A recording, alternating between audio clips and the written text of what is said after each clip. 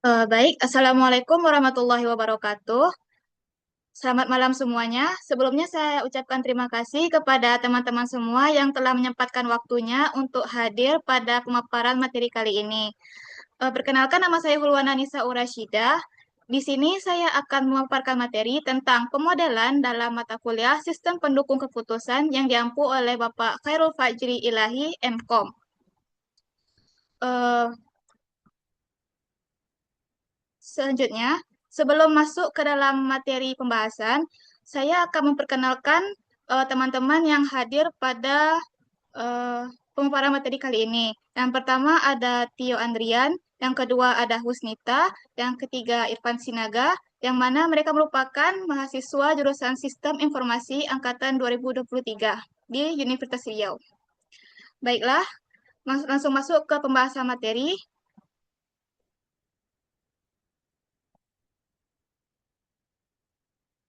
Selanjutnya, saya akan memulai dengan menjelaskan tentang pengantar pemodelan. Model adalah abstraksi dari suatu fenomena berbentuk objek ataupun aktivitas. Adapun abstraksi sendiri yaitu adalah proses penyederhanaan sesuatu yang sebelumnya berbentuk kompleks dengan hanya mengambil aspek-aspek yang pentingnya saja. Dalam dunia bisnis, model berfungsi sebagai alat untuk memecahkan masalah, mendukung inovasi, sekaligus membantu dalam pengambilan keputusan. Dalam pemodelan, ada beberapa jenis model yang diperkenalkan. Yang pertama tuh ada model fisik, yaitu merepresentasikan bentuk nyata dalam bentuk 3D. Model fisik ini dapat membantu tujuan yang tidak dapat dipenuhi oleh sesuatu yang berbentuk nyata.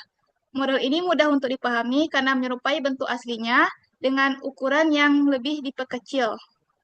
Selanjutnya ada naratif, yaitu menjelaskan suatu fenomena secara langsung, baik berupa lisan maupun dalam bentuk tulisan. Contohnya seperti use case diagram. Selanjutnya ada model grafis. Model grafis ini mewakili entitinya dengan bentuk abstraksi seperti garis, simbol, dan bentuk lainnya. Contohnya sendiri ada seperti flowchart atau diagram aliran data. Yang terakhir ada model matematis, yaitu representasi dalam bentuk rumus, persamaan, ataupun formula kuantitatif. Adapun contohnya seperti matriks ataupun tabel perhitungan. Selanjutnya, dalam pemodelan sendiri ada beberapa tujuan yang ingin dicapai. Yang pertama itu adalah mudah untuk dipahami. Yang kedua, membantu dalam memprediksi kemungkinan di masa depan. Yang ketiga, mempermudah memanipulasi data. Yang keempat, hemat biaya dan waktu dibandingkan melakukan percobaan nyata. Dan yang terakhir, mengurangi resiko dalam mengambil keputusan. Pada pemodelan, ada keuntungan dan kerugiannya. Eh, Pada pemodelan, ada beberapa keuntungan dan kerugian yang bisa dialami apabila melakukan pemodelan. Yang pertama tuh kita akan membahas keuntungannya. Adapun keuntungan dari pemodelan yaitu menghemat waktu karena operasi yang seharusnya memakan waktu yang lama bisa disimulasikan dalam waktu yang lebih singkat. Yang kedua, biaya lebih murah daripada melakukan percobaan dengan sistem yang nyata. Yang ketiga, lebih fleksibel, memanipulasi variabel pada model lebih mudah dibandingkan dengan menggunakan sistem yang nyata. Yang keempat, risiko kesalahan yang kecil dibanding trial and error langsung pada sistem yang nyata. Yang kelima, membantu manajer menghadapi ketidakpastian karena bisa melakukan penghitungan risiko. Yang keenam, ada melakukan eksplorasi banyak pada berbagai alternatif solusi, khususnya untuk model matematis. Yang terakhir, ada meningkatkan proses pembelajaran dan pelatihan, baik bagi individu maupun organisasi. Oke, selanjutnya ada pun kekurangan dari pemodelan. Yang pertama, tidak semua faktor nyata bisa terwakilkan dalam model. Yang kedua, membutuhkan pemahaman matematis yang tinggi. Yang ketiga, model yang terlalu kompleks bisa susah digunakan oleh praktisi yang merupakan non-teknis. Selanjutnya ada fase pengambilan model. Dalam fase pengambilan model, ada 3 tahap yang harus dilewati sebelum menemukan hasil akhir dari pemodelan. Tahap pertama yaitu penentuan masalah. Pada tahap ini, pengambil keputusan harus mengidentifikasi terlebih dahulu masalah yang sedang dihadapi. Tujuannya adalah untuk menentukan ruang lingkup dari masalah, mengumpulkan informasi yang relevan, serta memahami faktor-faktor yang mempengaruhi keputusan. Yang kedua adalah pengembangan model. Model bisa berupa model fisik, naratif, grafis, ataupun matematis, tergantung pada karakteristik masalah yang sedang dihadapi. Pada tahap ini, eh, asumsi, variabel, dan juga hubungan antar elemen ditetapkan agar model dapat menggambarkan sistem secara akurat. Dan pada tahap terakhir yaitu pengambilan keputusan. Tahap ini menggunakan model yang telah dikembangkan untuk menghasilkan alternatif solusi. Model akan diuji dan disimulasikan, lalu hasilnya akan dievaluasi untuk mendukung pengambilan keputusan yang lebih baik. Keputusan yang terbaik. Keputusan ini kemudian dapat diimplementasikan dalam situasi nyata. Berikut merupakan gambar dari siklus fase model. Pada tahap penentuan masalah, dimulai dengan komunikasi masalah, yaitu dimulai dengan memahami apa masalah yang sedang dihadapi. Kemudian lanjut pada formulasi masalah. Selanjutnya yaitu pemodelan, yaitu membuat gambaran awal dari solusi.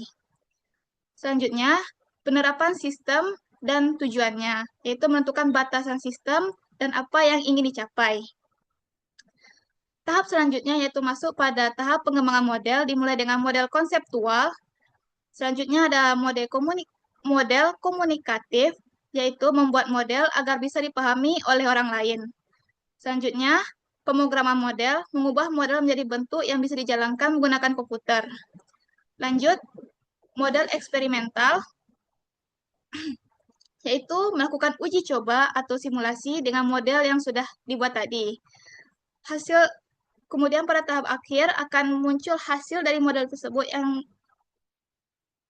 kemudian pada tahap akhir akan muncul hasil dari model. Hasil dari model ini kemudian akan digunakan sebagai pendukung keputusan nantinya dalam integrasi pendukung keputusan. Ya. Selanjutnya, pemodelan dalam SPK. SPK atau sistem pendukung keputusan. Selanjutnya, pemodelan dalam SPK atau sistem pendukung keputusan. Dalam SPK, pemodelan memegang peranan penting karena membantu manajer atau pengambil keputusan untuk memahami permasalahan secara lebih terstruktur. Dengan model, suatu sistem yang kompleks dapat digambarkan dengan bentuk yang lebih sederhana sehingga lebih mudah untuk dipahami, dianalisa, dan digunakan untuk menentukan alternatif solusi. Adapun manfaatnya yaitu yang pertama, mengetahui apakah hubungan bersifat tunggal antar variabel. Yang kedua, memperjelas hubungan signifikan antar unsur. Yang ketiga, merumuskan hipotesis yang dapat diuji lebih lanjut untuk memvalidasi suatu asumsi atau prediksi. Yang terakhir, memberikan pengelolaan terhadap pengambilan keputusan. Secara umum, sebuah sistem dalam SPK terdiri atas 3 hal. Yang pertama yaitu input, yaitu segala data atau elemen yang dimasukkan ke dalamnya. Kemudian data tersebut akan diproses menjadi suatu hasil atau output yang nantinya berguna dalam pemodelan. Adapun elemen-elemen lain yang juga berperan dalam SPK yaitu ada feedback, yaitu aliran informasi balik dari output ke pengambil keputusan untuk dievaluasi. Yang kedua ada environment, yaitu faktor eksternal yang mempengaruhi sistem. Misalnya seperti sosial, ekonomi, hukum, atau politik. Yang terakhir ada boundary, yaitu pemisah antara sistem dengan lingkungan, bisa berupa ruang, waktu, dan juga fungsi tertentu. Dalam pemodelan SPK, kita juga mengenal beberapa variabel. Yang pertama, variabel keputusan, yaitu dikendalikan langsung oleh pemegang keputusan atau pengambil keputusan. Misalnya seperti penentuan anggaran, jumlah produk, atau waktu proses. Yang kedua ada variabel di luar kontrol, yaitu faktor eksternal yang tidak bisa dikendalikan secara langsung. Yang ketiga atau yang terakhir adalah variabel hasil, merupakan variabel keluaran dari model variabel keputusan dan juga variabel dari di luar kontrol. Dalam pemodelan SPK terdapat beberapa kategori. Yang pertama ada model optimasi yang digunakan untuk mencari solusi terbaik dari jumlah alternatif yang jumlahnya relatif sedikit. Yang kedua ada optimasi dengan algoritma, yaitu mencari solusi terbaik dari banyak alternatif melalui program pencarian bertahap. Biasanya digunakan untuk linear pemrograman. Yang ketiga ada model optimasi dengan formulasi analitik, yaitu solusi yang bisa dihitung menggunakan rumus-rumus tertentu. Selanjutnya yang keempat ada model simulasi, yaitu pemodelan yang mencoba berbagai alternatif dengan alternatif keputusan dalam bentuk simulasi. Yang kelima ada model heuristik, yaitu menggunakan aturan sederhana atau rules untuk mencari solusi yang cukup baik. Yang keenam yaitu model praktis, yaitu model prediktif yang adalah memprediksi kondisi di masa depan berdasarkan penentuan berdasarkan hal-hal tertentu. Yang terakhir ada model lain yang bersifat analisis kasus what if, pemodelan antrian ataupun pemodelan keuangan. Adapun permasalahan pada pemodelan SPK, yang pertama ada identifikasi masalah dan analisis lingkungan. Bagaimana menganalisa masalah yang sebenarnya serta memahami kondisi lingkungan yang mempengaruhi masalah tersebut. Jika tahap ini salah, maka model yang dibangun juga tidak akan dapat tepat sasaran.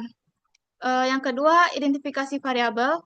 Model hanya akan berguna jika variabel yang relevan dapat diidentifikasi dengan benar. Selanjutnya ada peramalan atau prediksi. Membuat prediksi ke depan memang seringkali menjadi masalah yang sulit karena kondisi nyata dipengaruhi banyak faktor. Oleh karena itu, akurasi peramalan menjadi tahapan yang cukup sulit dalam pemodelan SPK. Selanjutnya, penggunaan beberapa model keputusan. Dalam kenyataannya, seringkali diperlukan lebih dari satu model untuk mengambil keputusan yang tepat. Tantangannya adalah bagaimana mengkombinasikan beberapa model tersebut agar hasilnya konsisten. Kemudian manajemen model, dan yang terakhir ada pemodelan berbasis pengetahuan, misalnya seperti sistem pakar. Baiklah, mungkin sekian para materi dari saya. Selanjutnya masuk ke sesi tanya-jawab. Untuk sesi tanya-jawab ini, saya akan memanggil audiens untuk memberikan pertanyaan kepada saya. Yang pertama mungkin dari Tio Andrian, kepada Tio dipersilakan. Oke, perkenalkan saya Di Andrian. Di sini saya mau menanya, apa tantangan terbesar dalam menerapkan model SPK di dunia nyata? Apa tantangan terbesar dalam menerapkan model SPK di dunia nyata? Oke, Iya, ya, terima kasih. baik. Mungkin lanjut ke pertanyaan lain dulu sebelum saya jawab. Selanjutnya, Irfan Sinaga, kepada Irfan Sinaga dipersilakan.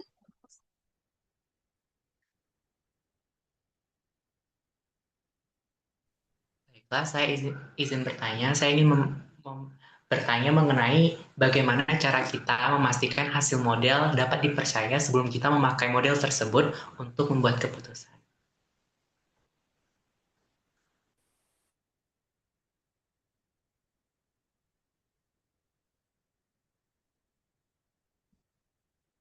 Oke, baiklah. Yang terakhir dari Husnita, kepada Husnita dipersilakan.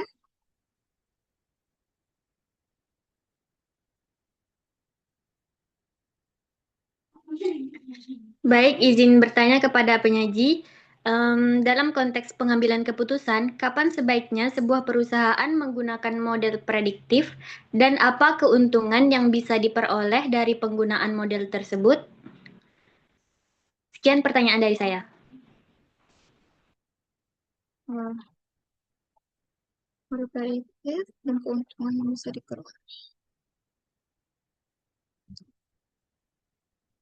Baiklah, mungkin saya akan memerlukan sedikit waktu untuk mencari jawabannya.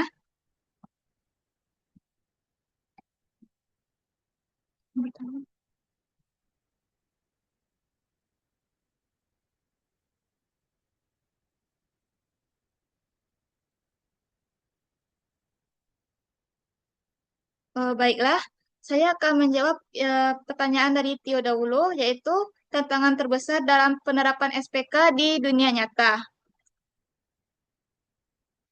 Adapun tantangan dalam penerapan SPK, yaitu bagaimana menyesuaikan model dengan kondisi nyata yang kompleks dan seringkali berubah.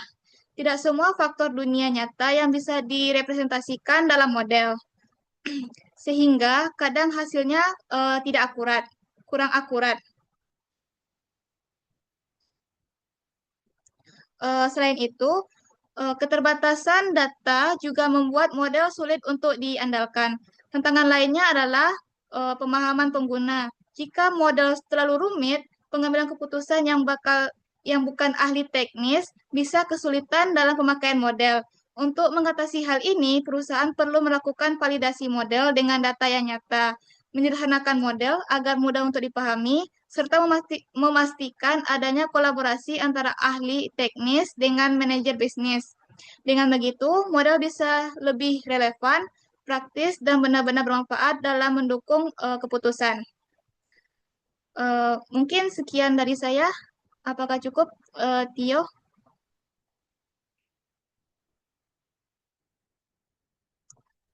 Sudah cukup. Selanjutnya yaitu pertanyaan dari Irfan.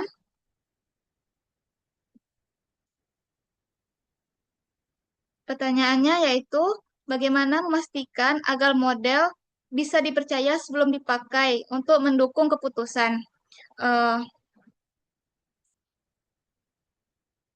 Untuk memastikan hasil model dapat digunakan dalam keputusan, model harus divalidasi terlebih dahulu dengan data yang nyata. Artinya kita bandingkan output model dengan kondisi sebenarnya di lapangan.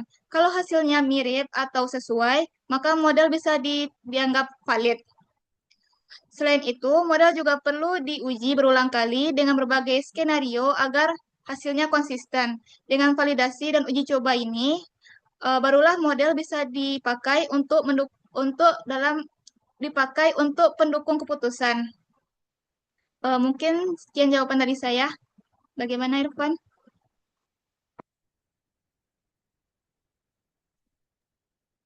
Baik, terima kasih kepada Hulwa yang telah menjawab pertanyaannya. Baiklah, selanjutnya yang terakhir dari Kusnita.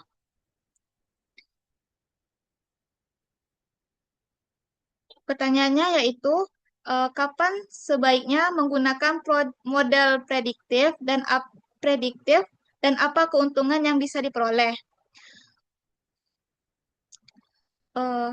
Perusahaan sebaiknya menggunakan model prediktif ketika mereka ingin mengetahui kemungkinan kondisi di masa depan berdasarkan data histori yang dimiliki. Model ini sangat berguna saat perusahaan menghadapi ketidakpastian, misal dalam prediksi tren penjualan, permintaan pasar, ataupun perilaku konsumen. Dengan model prediktif, manajer bisa membuat keputusan yang lebih terukur karena mereka tidak hanya mengandalkan intuisi, tapi juga dengan menggunakan proyeksi data.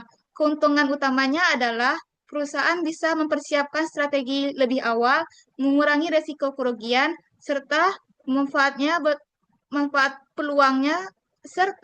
memanfaatkan peluang sebelum pesaing lainnya melakukan pembedahan tersebut.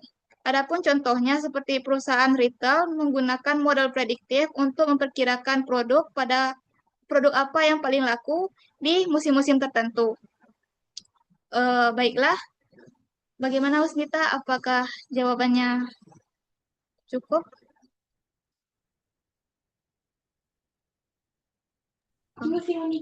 Baik, terima kasih kepada Hulwa atas jawabannya. Baiklah, mungkin sekian dari saya. Terima kasih kepada teman-teman yang telah hadir pada kesempatan kali ini. Mohon maaf apabila ada kesalahan. Saya akhiri. Wassalamualaikum warahmatullahi wabarakatuh.